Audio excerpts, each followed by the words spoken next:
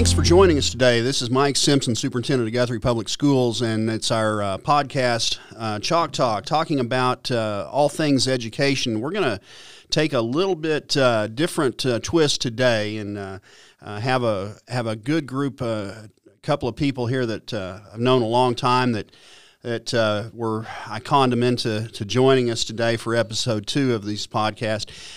We have with us today the voice of the Bluejays, Chris Evans. Maybe many of the Guthrie folks will know that voice when it comes on. But another voice that high school fans know all too well, Shea Iven, the Media Relations Director for the Oklahoma Secondary Schools Activities Association. Gentlemen, thanks for joining me today, and hopefully we can have a little fun. Yeah, thank you. I'll be the local flavor. Shea, the statewide guy. So that's a good mix, Dr. Simpson. Well, yeah, and that's the thing about this. Both of these guys I've known for a long time. In fact, Chris I've known since I was athletic director at Stillwater, and then Shea and I go back to our days chasing cowboy basketball around when I was young and skinny and had hair, and Shea hasn't changed hardly at all. I would say the same thing. When I was young and skinny and had hair, man, those were good times. Yeah, and thinking back of all the things that all the miles that we've all traveled since then, Shea's, you've done a lot of work before you went to the OSSAA with promoting high school sports. Maybe talk a little bit about that. Well, I was at Channel 4 for 17 years. And absolutely loved it. Just loved everything about it. And I had two of the best bosses in the world, and Bob Berry Sr. and Bob Berry Jr. And if I was still there today, I would be happy, even with both of them gone. But I just loved everything about Channel 4. But I covered OU and OSU, and it was fantastic. And I got to go to bowl games and Final Fours and College World Series. And I had a map on my wall. And I would put a pin in anytime I'd go outside of the state. And I think I went to 38 states covering OU or OSU or the Dallas Cowboys. We followed them a couple years when Coach Switzer was there. But my favorite thing was really always high school sports. And I think it goes all the way back to I had such a great experience playing high school sports, and my high school days were fantastic. And a lot of that goes to I was from a small town. I was from Pond Creek. And we had tremendous leadership at our school. The coaches were fantastic, but our superintendent and principal were fantastic, and they both got it. That sports are important, but so are academics, and so are fine arts, and we were encouraged to do everything, and I did. I tried to. And that's one thing that's really nice with small towns. And Guthrie, even though you have larger classification, it still is a small town feel because everyone in town knows the kids and supports them. That's a great point, Shea. It was a little bit of an adjustment for me coming from larger communities, but I've said, growing up in Stillwater, I've said all along that Stillwater is a small town with a lot of people in it. Right. And Guthrie is the same thing. And, Chris is a Guthrie native, but has traveled and knows what high school sports is like in other communities too. And so that's the unique perspective that we have today. Yeah, and the cool thing I love about Shea, and I learned a lot from Shea, is he had a high school television show, which I would gladly watch again if you ever brought it back, please. But watching the Shea show, football's king in Oklahoma in a lot of places. But Shea would always have the cheerleading contest, the cross country, rodeo, all that good stuff. And he would be sure to mention every of the kids' names. So it's not just football. And I took that, learned from that to cover all sports as best as you can and mention all the kids' names as much as you can. I love putting kids' names in the headlines. So if there's a chance that a kid does something good, I'm going to put their name in the headline because that's pretty darn cool.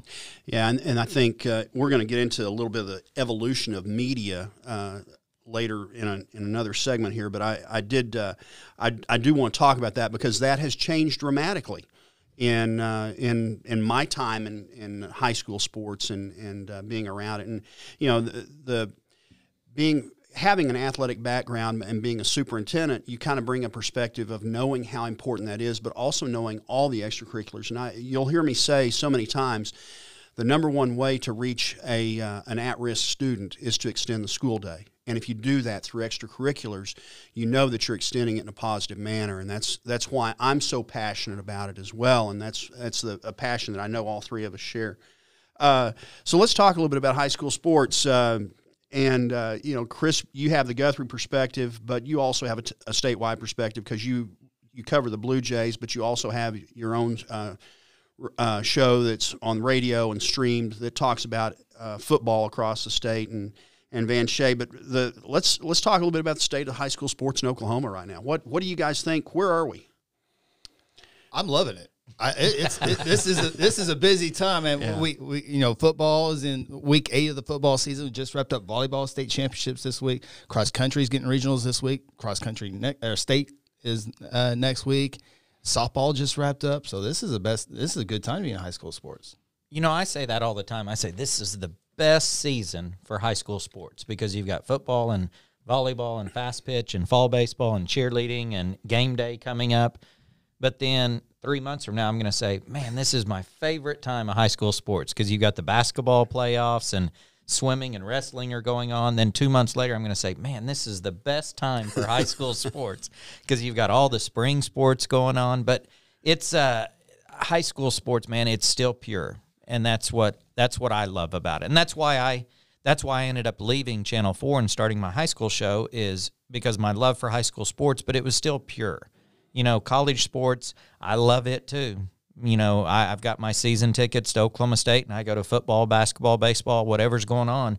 But high school, it's still at the level where it's still pure, and there's something that kind of it feels Mayberry about it at times or something, and I love it. High school sports is my experience I had in high school is what drove me into my profession where I am today. And locally, isn't it not great? I mean, I don't know how school goes with football team in 6-1 being competitive. The softball team state tournament got beat by the 2 teams that are in the finals. Both cross country teams have a chance to make to the state meet. So it's a great time here in Guthrie as well, which I would think would make a positive school year as well. It absolutely does. When I first got into high school coaching, and I left the college ranks and went to Apache, Oklahoma, we had a very good high school football program, but I was told then the football season sets the tone for the entire school year. And I thought, I don't know. All you got to do is be at a school that doesn't have success, and you can see the difference. And you hate to think that is the bell cow of what really runs the school, but it just changes the atmosphere tremendously because everybody is behind their classmates, and it's a group effort, and it's transformational.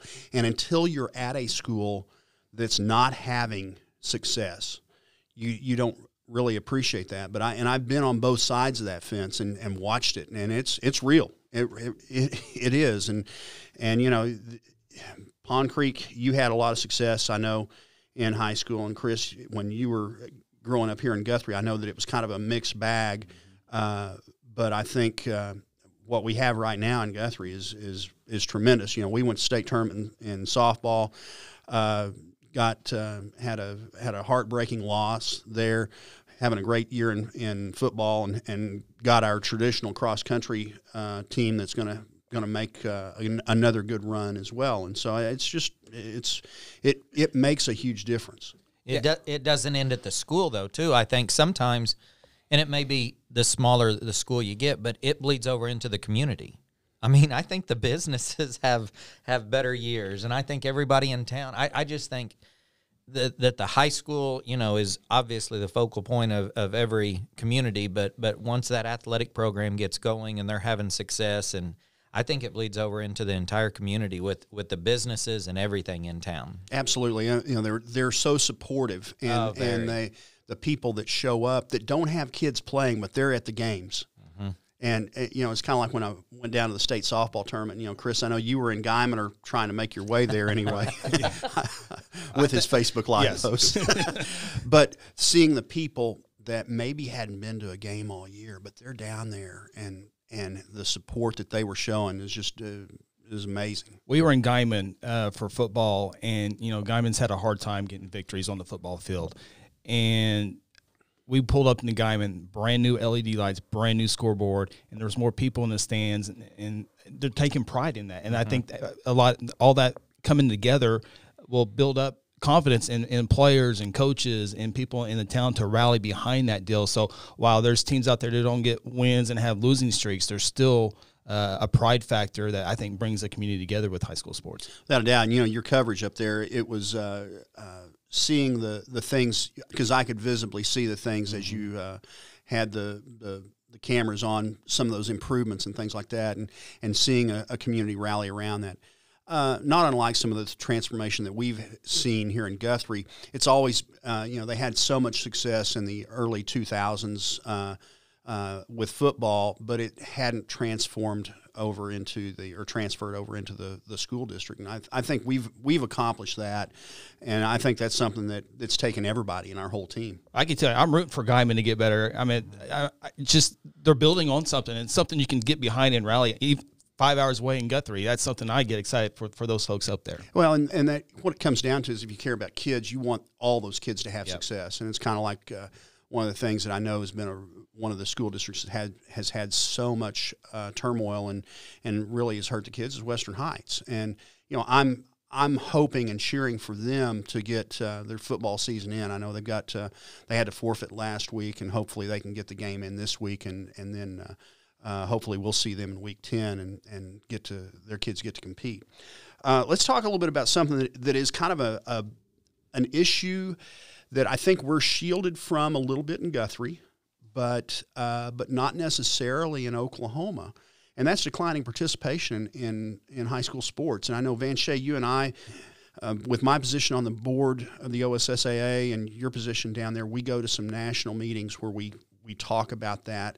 But let's talk a little bit about that and why is that happening? You guys got any ideas? It doesn't matter how big the school is. I remember Guthrie basketball a couple of years ago, we only had 7 girls out. And I can remember 10, 12 years ago, we had 1 cross-country girl out. She was good, Rachel Roberts. She was really good. But now we have abundance of cross-country runners. So it's not just a small school deal. It's a large school deal.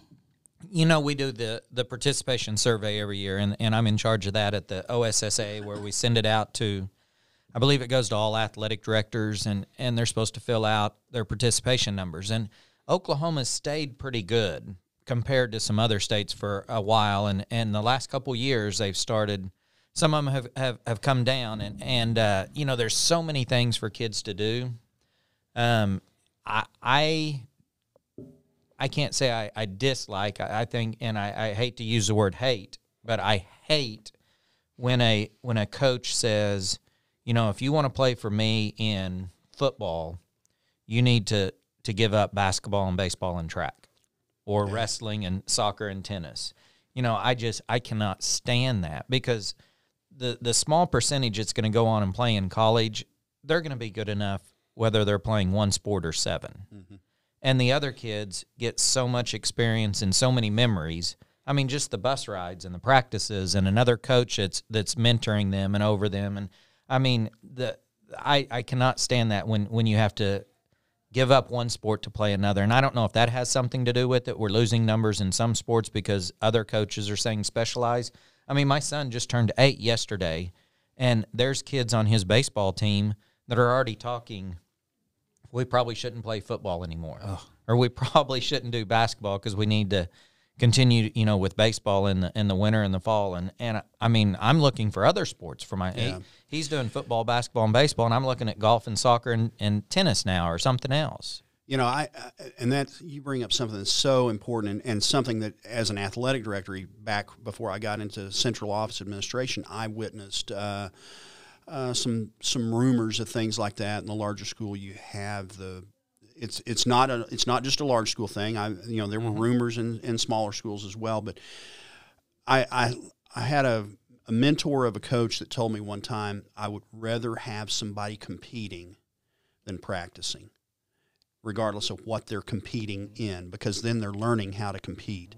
And I think that gets lost a lot of times. And the other thing that I think has played a role in this is club sports. Yeah. And you know, that's real money. I've seen, you know, some of the sports like volleyball. I know that many of the people that coach club volleyball make more money doing that than you would if you were a teacher. And it's a big deal in soccer as well, that club deal there.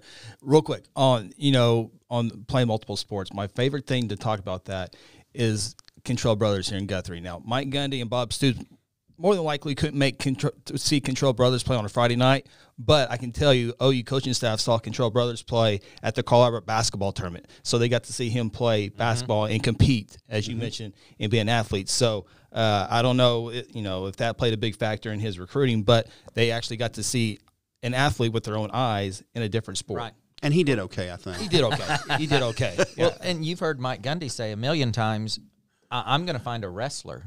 Yeah. If it comes down to A and B between two guys, I'm going to take the guy that wrestled. If either one of them wrestled, and I think Malcolm Rodriguez is doing okay at Oklahoma State as a wrestler, where not a lot of people probably looked at him. My brother, real quick, is the team doctor at Oklahoma State University, and he can't stand it when one kid plays one sport year round because of medical issues. He made his daughter only liked basketball, and she was pretty good at basketball, and she walked on at Oklahoma State and played. But he got her off the basketball court for an extended period of time every year and made her go to softball or soccer or something else, and she was not good at any of them. Yeah. But he made her go there because he didn't want her on the hardwood, on her knees, pounding on the hardwood all the time, and he wanted her to use other muscles and get other muscles developed. And so I think that works into it too, where you want to get off the hardwood, or you want to get off this sport, or you want to get away from that one and develop some other muscles and try, maybe that will help eliminate some injuries. You never know, but maybe it could down the road. Well, the skill set complements each other too. Right. One of the best defensive college basketball players I've ever seen was Cornell Hatcher when I was at Oklahoma State as a student manager. And people forget that Cornell Hatcher was an all-state soccer player, but he developed that hand-eye coordination with soccer and the balance and movement back and forth. But he also, like you said, it wasn't the same movement and wasn't pounding so much on his body, and that's a great point. And I'm concerned about the direction. And Oklahoma, we all know the trends tend to lag here, but they eventually get here. Catch up. And I'm worried about the fact that what we're seeing on the coast can find its way here. Well, and Dr. Simpson, and another thing that I think, and as you mentioned on the board of OSSAA, you guys recently did a thing I think that will boost participation is the addition of EA gaming. And I think those numbers are going to skyrocket and help those participation numbers, because it might not they might not play football, but they might be into gaming. So I think those numbers, as this grows and grows and grows, this year's kind of an exhibition season, but next year, trophies will be handed out, and so championships, I think that will really, really help out the numbers. That was we talked. I had Chris LeGrand on, our high school principal, last month on this, and we talked about that. My big thing there that pushed me over the edge is I feel like that will catch a group of students that are not involved in extracurricular activities.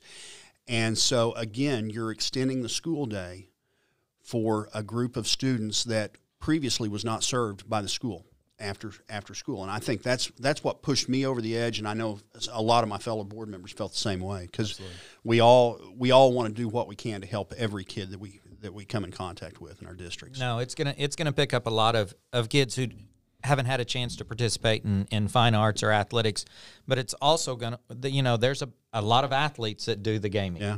And when that comes into one of those, you may find the starting quarterback who's a stud in basketball and baseball, but he may be teamed up with a kid who he's never met, who he's never talked to in the hallway. It's a good storyline. And they end up being good friends. Yeah.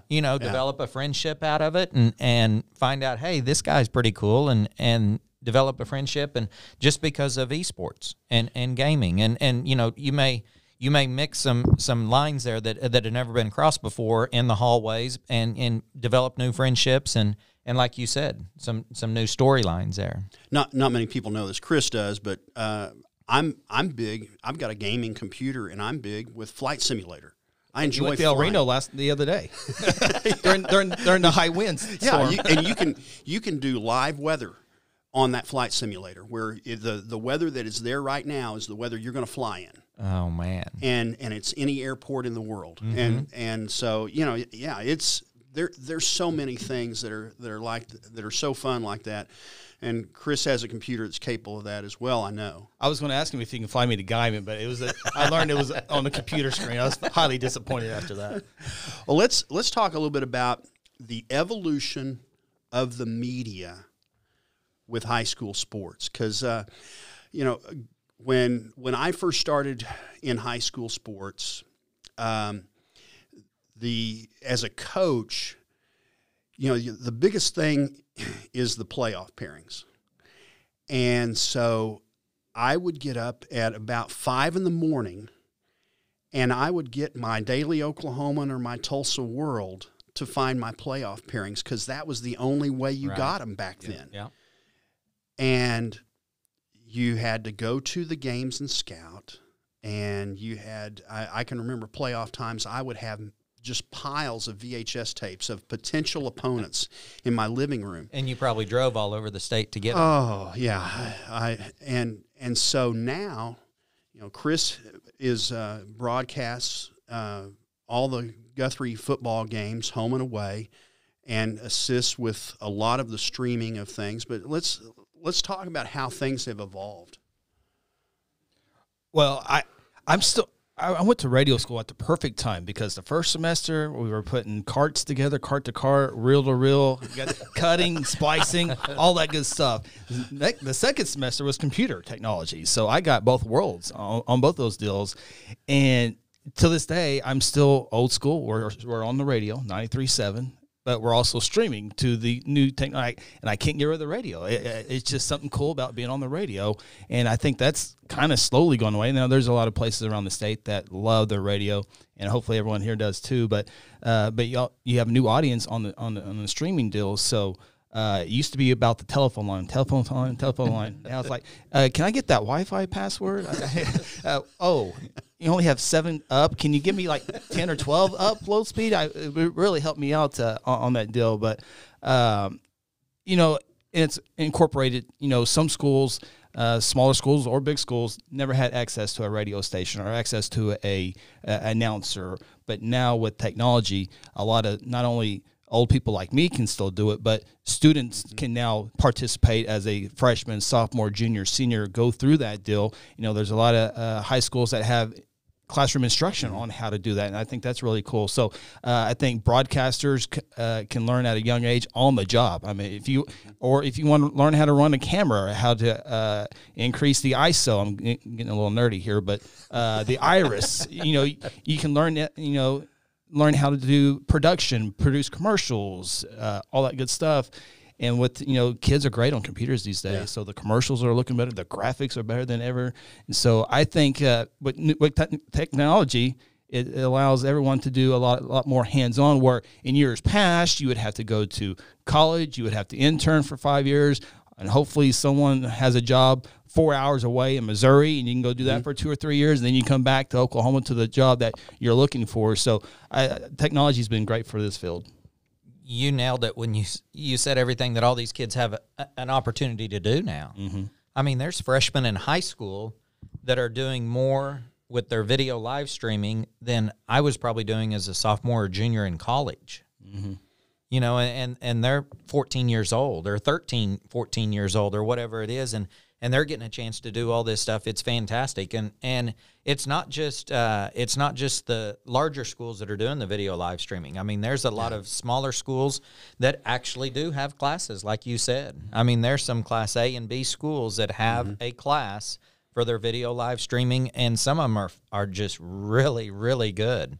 I mean, every year they get better and better and better, and I mean, it's a great opportunity for them, and hopefully a lot of those kids end up staying in the media field and find a career out of it. We've talked about live streaming, but one of the things, and I don't want to trample on anyone's career, certainly not anyone here, but But one of the things that has changed all this also, Chris, you mentioned you like putting kids' names on headlines and things like that, is newspaper circulation has plummeted. There's a lot of other opportunities for publicity and how you get the news as well. And, in fact, until even when I was in Ponca City before I came to Guthrie, which has been 10 years ago, I got the Tulsa World and the Daily Oklahoman delivered to my house. And, you can't even get the Tulsa World here, and most people get their news online. Some sources are probably more credible than others, but when you look at the sports part of it, that's changed tremendously as well. And you guys are both in that business, and kind of talk a little bit about that. Just like you said, you used to get up at 5 a.m. to see the playoff pairings. Yeah. And when I was doing my show, I would get up. A lot of nights I wouldn't go to bed till 2, 3, 4 o'clock from editing.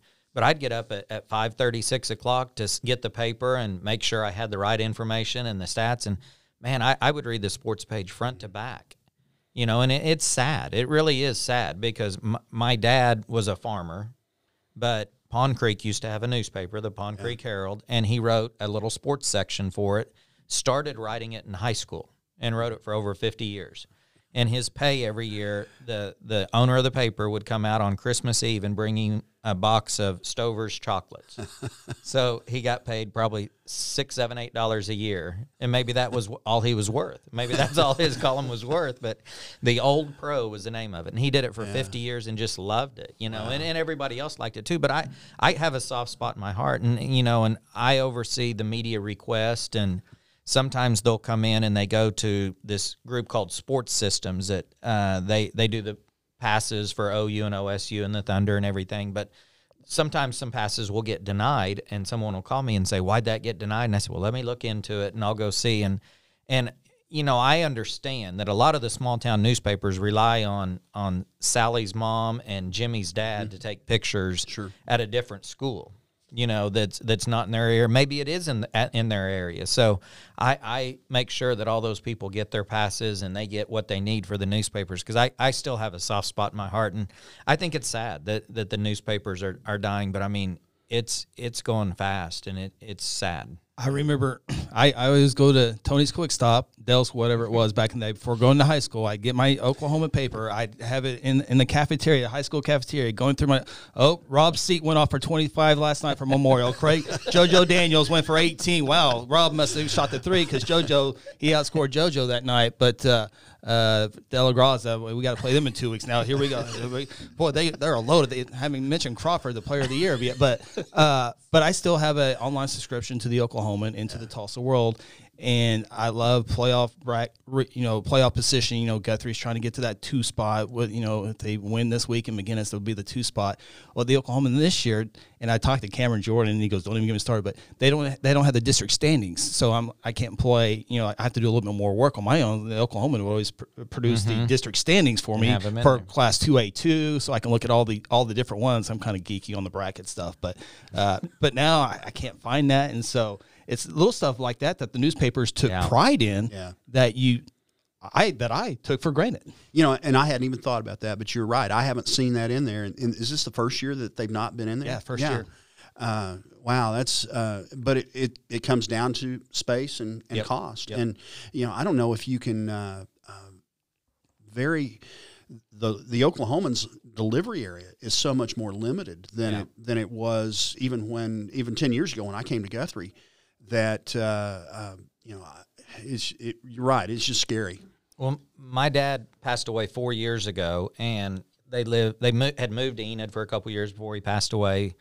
But when they were in Pond Creek, I would get the paper, the Oklahoman Forum, every year. That was a Christmas present, and then Mom would pay me back for it every year because that's what moms do. She wouldn't let me, but I would get it for him every year, and we ended up stopping it probably 10 years ago because it ended up being a day late. They couldn't deliver it on the same day, and that really frustrated Dad because that's what he looked for. Dad would get the Pond Creek paper, the Medford Patriot Star, the Blackwell Journal, the Tulsa World, and the Oklahoman. So he would get 5 papers so he could see the sports. you know, an old farmer, and he would take it out and probably read it while he was on the tractor or combine, and he read every one of them. Every time one of them showed up, he would read front to back and see everything going on in sports. And that I say it again, but I mean it's sad to see the newspaper industry go that way. Well, let's talk a little bit about the role of television in high school sports, because Van Shea, you know, we've at the OSSAA, we've kind of gone. At one time, we had one of the local TV stations in Oklahoma that would broadcast some of our state championships, and we've kind of gone away from that. But where's the state of television in high school sports right now? You know, when I left Channel 4, I left a month and a half, 2 months after the New Orleans Hornets, was it the Hornets? New Orleans Hornets came to Oklahoma City. So I got to be a part of the NBA for about a month and a half, 2 months, something like that. And I could see the writing on the wall, what was going to happen to high school sports. And it's nothing against TV. I mean, I love TV. But when the Thunder comes in, you know, you've got a pecking order. Sure. And it's Thunder and OU are 1 and 1A, and OSU's, you know, number 4 below 1 and 1A, and high school's number 12 behind 1 and 1A. And I don't think people realize, I don't even know what it is now, but we used to get at Channel 4, we used to get between 3 and 3.5 minutes at 10 o'clock for a sportscast. And so when you have Thunder and OU, and I'm sure now it's less. Yeah. Because of news and weather, and you know, I think there's a cloud in about 700 miles from Guyman that they're following now, heading this way. But storm chasers are out. Yeah. but it's you know, that's just the pecking order. Yeah. And they would do all their research and spend a lot of money to find out that people that are watching for sports want Thunder and OU, and then the next group wants OSU, and the bottom group wants high school, and so that's where I thought there was a niche for high school sports to have a special show.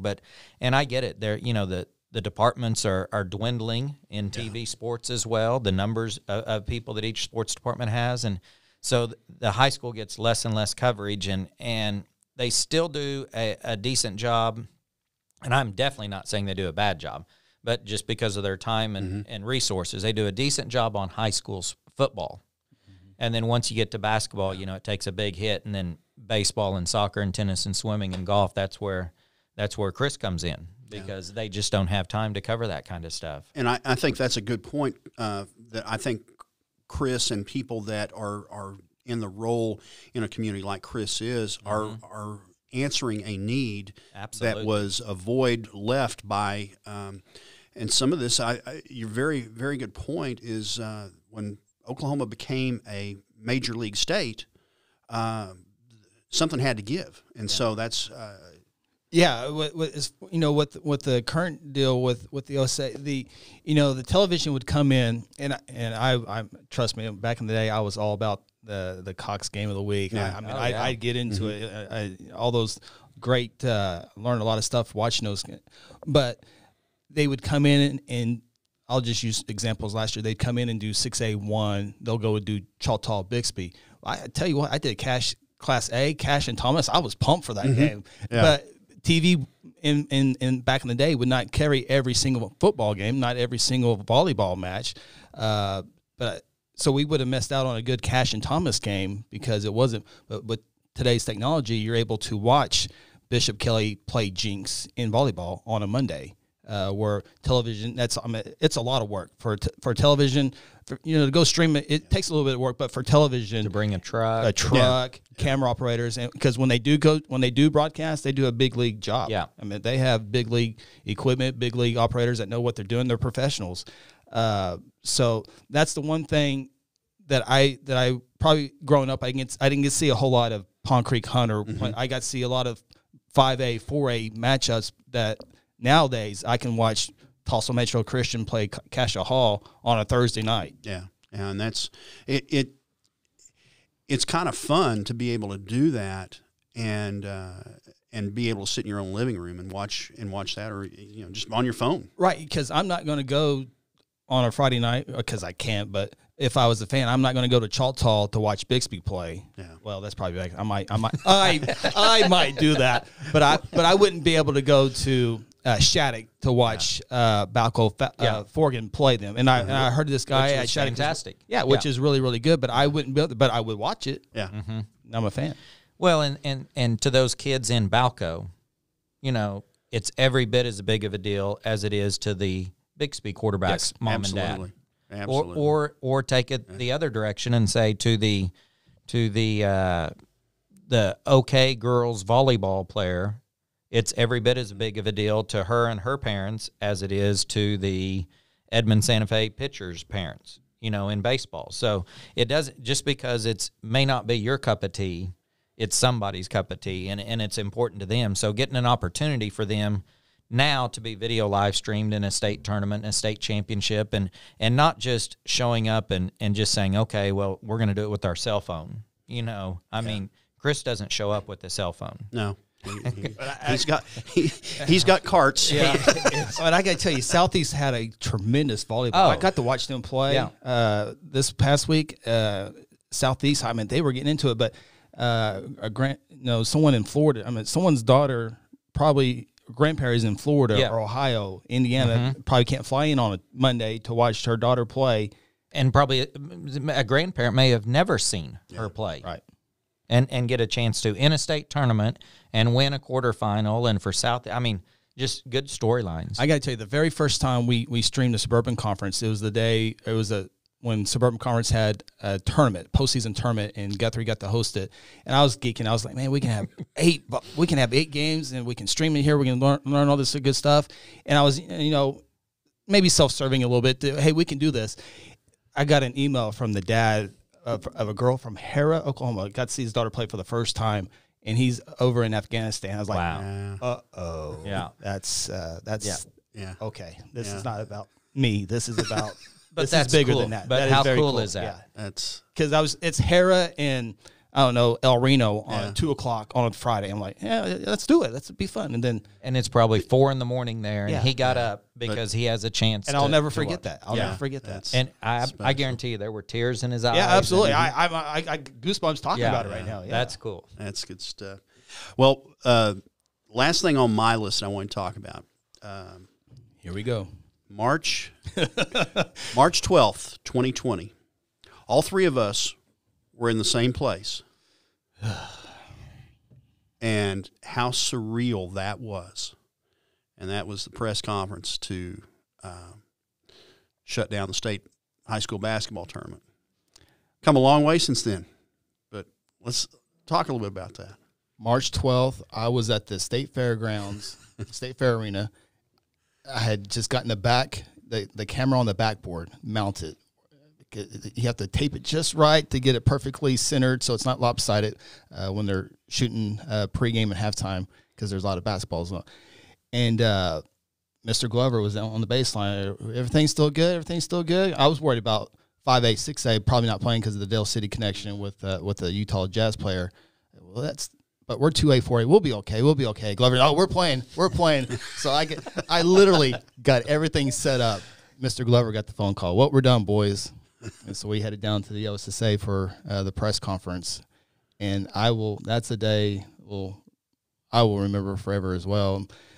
Go to the press conference, come back, and they're picking up at 4 in the State Fair Arena. My niece was actually helping you with the game. She was going to be the sideline reporter at the State Fairgrounds Arena. And so she comes in the night before, and she had do we have a couple minutes for? Yeah. Okay, she comes in the night before because she had something going on with her arm, and it was kind of swollen and it was kind of warm, and so my brother got her an appointment with the doctor here in Oklahoma City. So she comes in, goes and sees that doctor, and he says, you're okay, and gave her some medicine. And so she comes, stays the night at our house. Well, we watched Oklahoma State win a basketball game in the Big 12 tournament. My brother's in Kansas City. We watch the Thunder game, or the start of it, the pregame warm-up. And we see them leave, and we find out what's going on. And my brother's trying to get the results from my niece's test to make sure everything's okay, and he can't get a hold of the doctor, can't get a hold of him.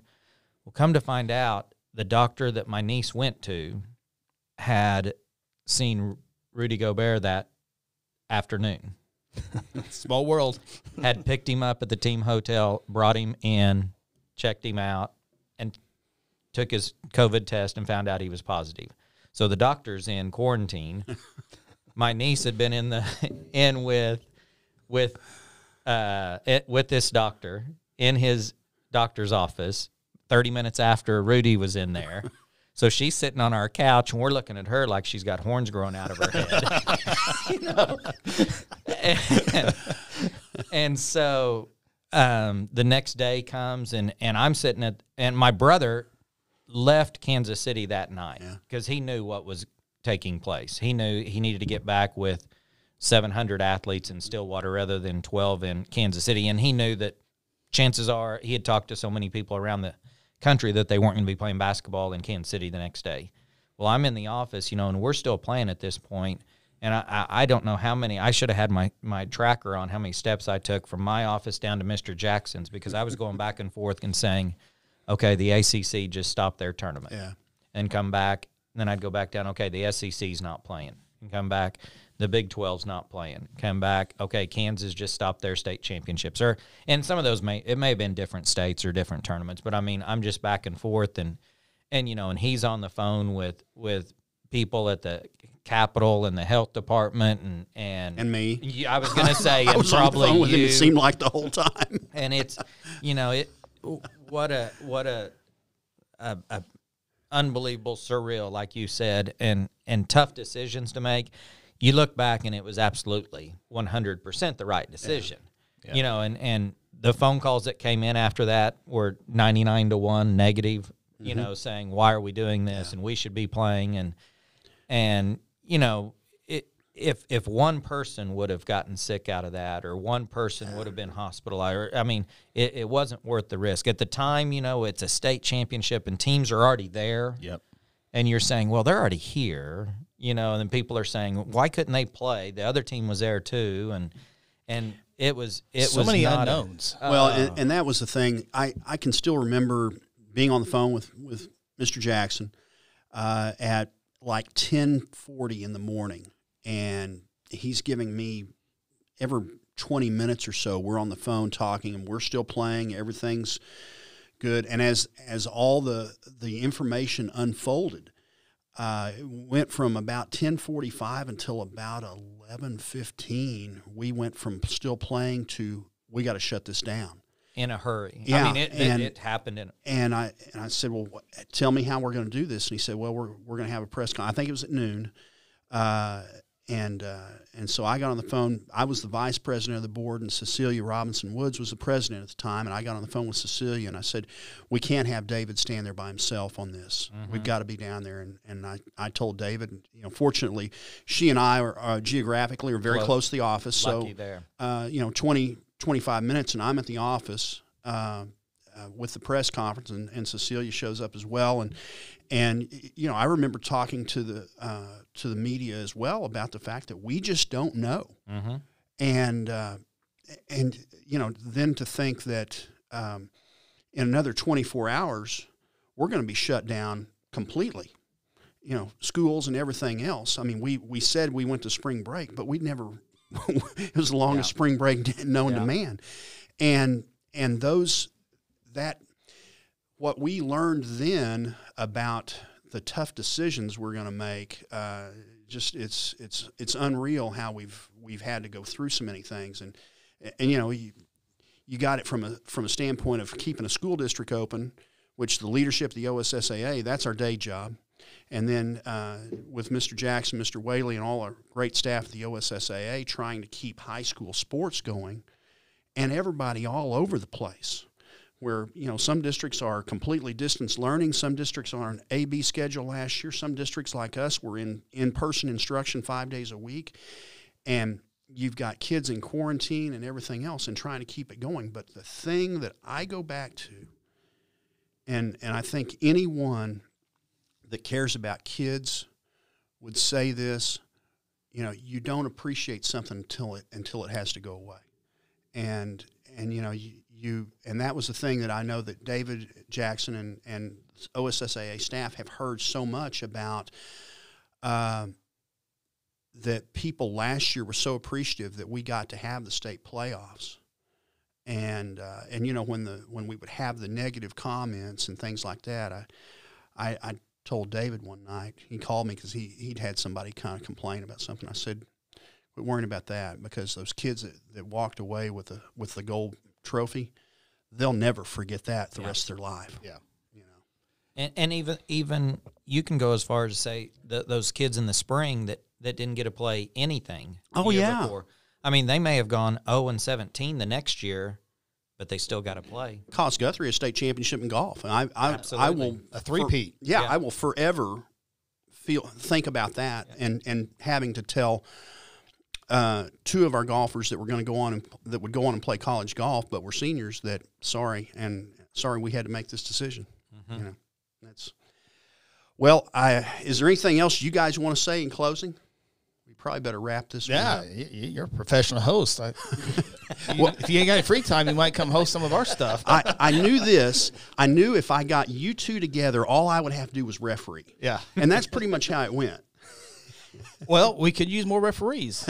Absolutely. We could use more officials, so go ahead and plug that. I was working on that this morning on referees. And that is, you are 100% correct there. Yeah, that's tough right now. Well, gentlemen, and it's not just an Oklahoma thing. It's everywhere. It's everywhere. Yeah. Hey, I want to say, and not just because I'm in this room, but Guthrie's very lucky to have Dr. Simpson, and Guthrie is very lucky to have Chris Evans. I mean, it's not every school district in the state, and we've got some outstanding leadership in the state at schools everywhere. And I said about when I was K through 12, we had the same principal, same superintendent for 13 years while I was at Pond Creek, and they were fantastic. I mean, there were no problems in town. There were no problems with our athletic teams, our music. I mean, we had everything we needed, but we still had money because they took care of everything and they ran it right, and there were no problems. I mean, and Guthrie's very lucky to have both of you. I mean, you said for those kids to see their names and see themselves on a live stream and hear their name announced. I mean, they're going to watch that for years and years and years and years. You know, they're going to show their kids, their grandkids. They've got copies of it, and without you doing that, you know, that would never happen. Well, so. I was on the couch this weekend on my phone, and my wife heard me, and she goes, "What are you watching?" I go, "I'm watching 01 Carl Albert Guthrie on YouTube." And like Michael Hayes was the starting quarterback before DeMarco Jones. DeMarco Jones was actually a receiver during that 01 season.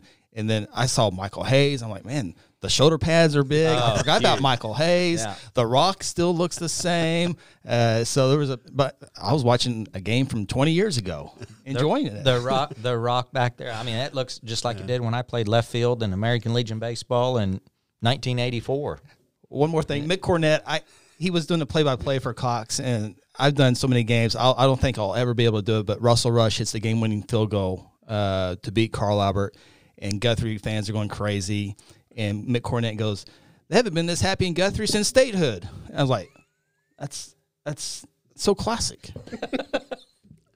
I won't ever top it. I think we probably better close there. All right. Well, guys, thanks so much for joining me today on this podcast. And this has been Chalk Talk for Chris Evans, Shea Iven. I'm Mike Simpson. Thanks for joining us, and we'll catch you next month with another great lineup of guests.